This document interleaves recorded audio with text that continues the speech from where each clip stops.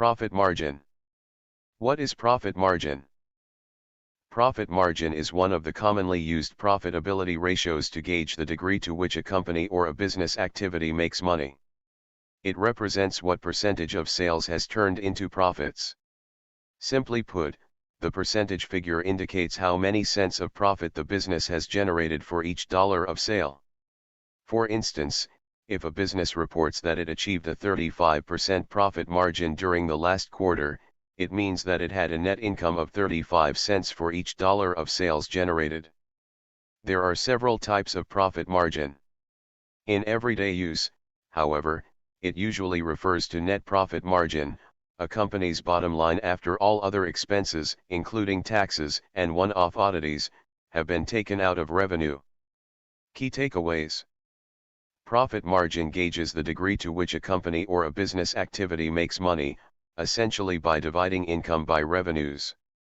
Expressed as a percentage, profit margin indicates how many cents of profit has been generated for each dollar of sale.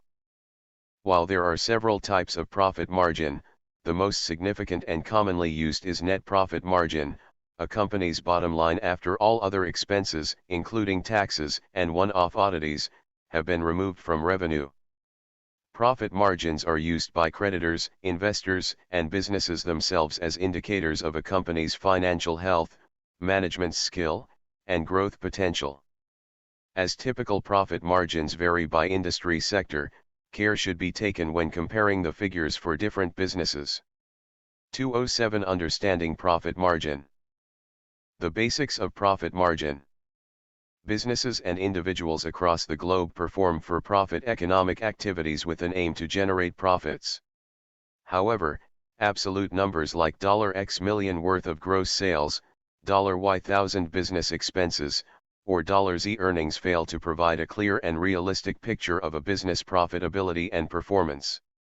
Several different quantitative measures are used to compute the gains, or losses, a business generates, which makes it easier to assess the performance of a business over different time periods or compare it against competitors. These measures are called profit margin. While proprietary businesses, like local shops, may compute profit margins at their own desired frequency, like weekly or fortnightly, large businesses including listed companies are required to report it in accordance with the standard reporting time frames, like quarterly or annually. Businesses that may be running on loaned money may be required to compute and report it to the lender, like a bank, on a monthly basis as a part of standard procedures. There are 4 levels of profit or profit margins: gross profit, operating profit, pre-tax profit, and net profit. These are reflected on a company's income statement in the following sequence: a company takes in sales revenue, then pays direct costs of the product or service. What's left is gross margin. Then it pays indirect costs like company headquarters, advertising, and R&D. What's left is operating margin. Then it pays interest on debt and adds or subtracts any unusual charges or inflows unrelated to the company's main business with pre-tax margin left over. Then it pays taxes, leaving the net margin, also known as net income, which is the very bottom line. Types of profit margin. Let's look more closely at the different varieties of profit margins. Gross profit margin. Gross profit margin, start with sales and take out costs directly related to creating or providing the product or service like raw materials, labor, and so on, typically bundled as cost of goods sold, cost of products sold, or cost of sales on the income statement, and you get gross margin. Done on a per product basis, gross margin is most useful for a company analyzing its product suite, though this data isn't shared with the public, but aggregate gross margin does show a company's rawest profitability picture. As a formula, gross profit margin equals net sales COGS, where COGS equals cost of goods sold. Operating profit margin. Operating profit margin, or just operating margin by subtracting selling, general and administrative, or operating expenses, from a company's gross profit number, we get operating profit margin, also known as earnings before interest and taxes, or EBIT. resulting in an income figure that's available to pay the business debt and equity holders, as well as the tax department. It's profit from a company's main, ongoing operations. It's frequently used by bankers and analysts to value an entire company for potential buyouts. As a formula, operating profit margin equals revenue operating income times 100. Pre-tax profit margin. Pre-tax profit margin, take operating income and subtract interest expense while adding any interest income, adjust for non-recurring items like gains or losses from discontinued operations, and you've got pre-tax profit, or earnings before taxes, EBT, then divide by revenue, and you've got the pre-tax profit margin. The major profit margins all compare some level of residual, leftover, profit to sales.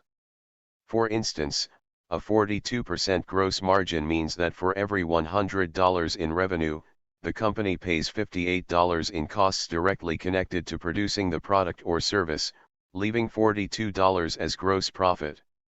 Net profit margin. Let's now consider net profit margin, the most significant of all the measures and what people usually mean when they ask, what's the company's profit margin?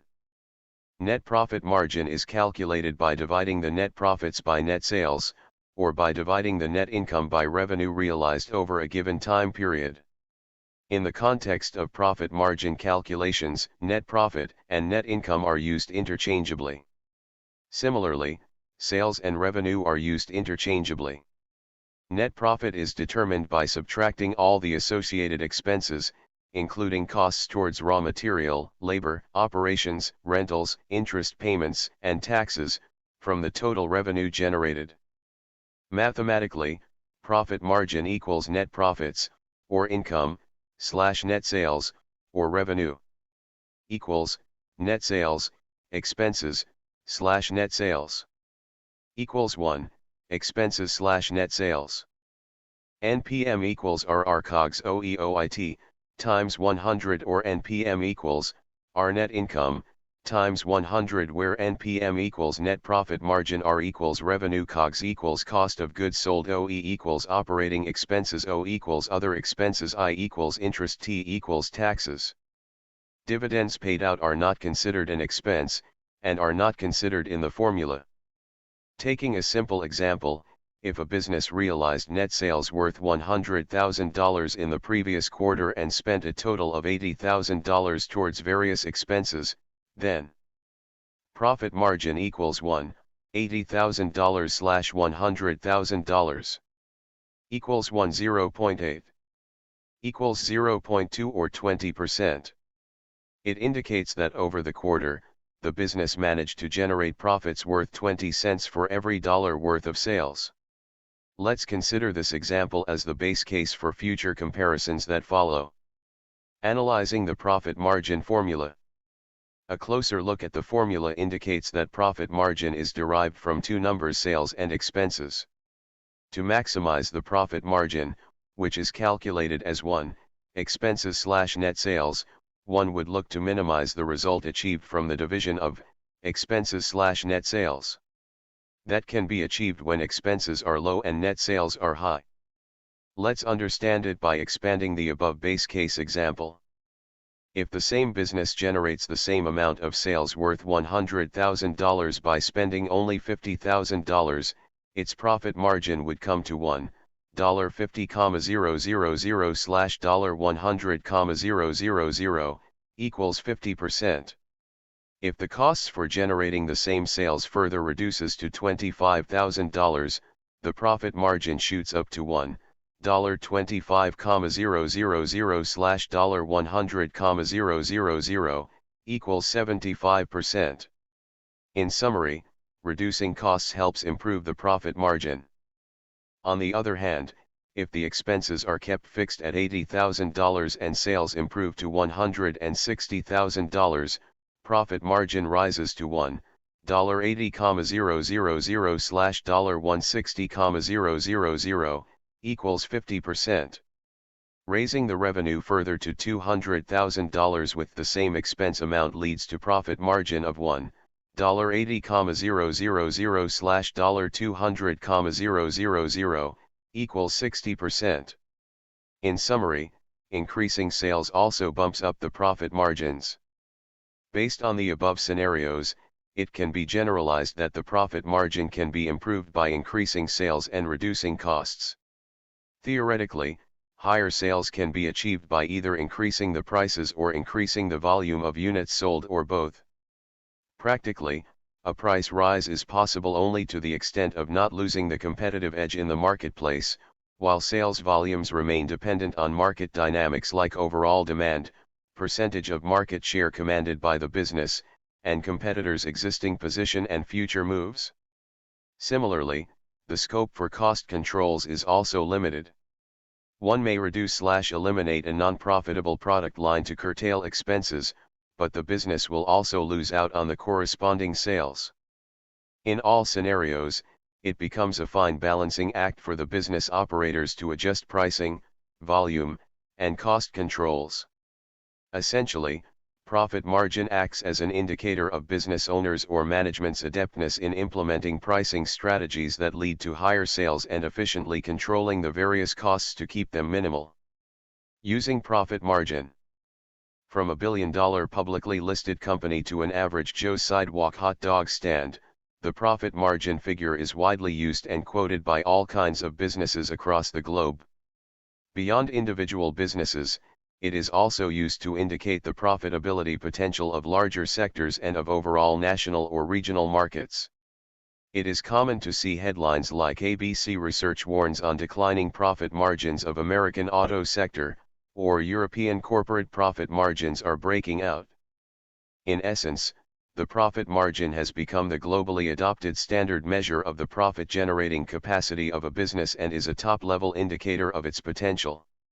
It is one of the first few key figures to be quoted in the quarterly results reports that companies issue. Internally, business owners, company management, and external consultants use it for addressing operational issues and to study seasonal patterns and corporate performance during different time frames. A zero or negative profit margin translates to a business either struggling to manage its expenses or failing to achieve good sales. A further drill down helps identify the leaking areas like high unsold inventory, excess yet underutilized employees and resources, or high rentals, and then devise appropriate action plans. Enterprises operating multiple business divisions, product lines, stores, or geographically spread out facilities may use profit margin for assessing the performance of each unit and compare it against one another. Profit margins often come into play when a company seeks funding. Individual businesses, like a local retail store, may need to provide it for seeking, or restructuring, a loan from banks and other lenders.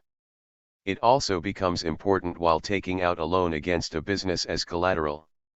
Large corporations issuing debt to raise money are required to reveal their intended use of collected capital, and that provides insights to investors about profit margin that can be achieved either by cost cutting or by increasing sales or a combination of both.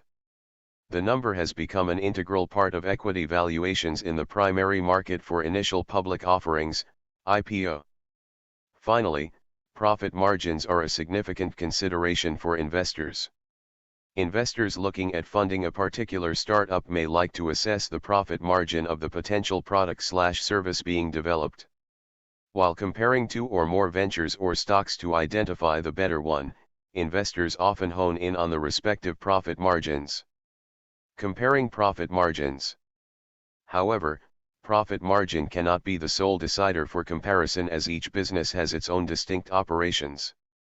Usually, all businesses with low profit margins, like retail and transportation, will have high turnaround and revenue, which makes up for overall high profits despite the relatively low profit margin figure. High-end luxury goods have low sales, but high profits per unit make up for high profit margins. Below is a comparison between the profit margins of 4 long-running and successful companies from the technology and retail space. Image by Sabrina John, copyright Investopia 2021. Technology companies like Microsoft and Alphabet have high double-digit quarterly profit margins compared to the single-digit margins achieved by Walmart and Target. However, it does not mean Walmart and Target did not generate profits or were less successful businesses compared to Microsoft and Alphabet. Image by Sabrina John, copyright Investopia 2021. A look at stock returns between 2006 and 2012 indicate similar performances across the four stocks, though Microsoft and Alphabet's profit margin were way ahead of Walmart and Target's during that period. Since they belong to different sectors, a blind comparison solely on profit margins may be inappropriate. Profit margin comparisons between Microsoft and Alphabet, and between Walmart and Target is more appropriate. Examples of high profit margin industries. Businesses of luxury goods and high-end accessories often operate on high profit potential and low sales. Few costly items, like a high-end car, are ordered to build, that is, the unit is manufactured after securing the order from the customer, making it a low-expense process without much operational overheads. Software or gaming companies may invest initially while developing a particular software/game and cash in big later by simply selling millions of copies with very little expenses. Getting into strategic agreements with device manufacturers, like offering pre-installed Windows and MS Office on Dell manufactured laptops, further reduces the costs while maintaining revenues. Patent-secured businesses like pharmaceuticals may incur high research costs initially, but they reap big with high profit margins while selling the patent-protected drugs with no competition. Examples of low profit margin industries. Operation-intensive businesses like transportation, which may have to deal with fluctuating fuel prices, drivers' perks and retention, and vehicle maintenance usually have lower profit margins. Agriculture-based ventures usually have low profit margins owing to weather uncertainty, high inventory, operational overheads, need for farming and storage space, and resource-intensive activities. Automobiles also have low profit margins, as profits and sales are limited by intense competition, uncertain consumer demand, and high operational expenses involved in developing dealership networks and logistics. Related terms. Earnings before interest and taxes, EBIT, is an indicator of a company.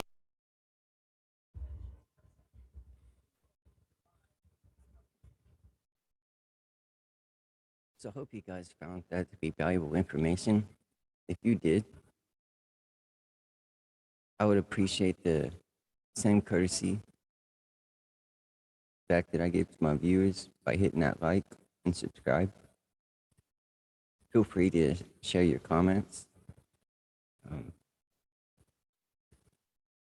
If you'd like to add me on Facebook, I have a Facebook icon that leads directly to my profile at my channel, YouTube channel banner. And I'll see you next time. Thank you for watching.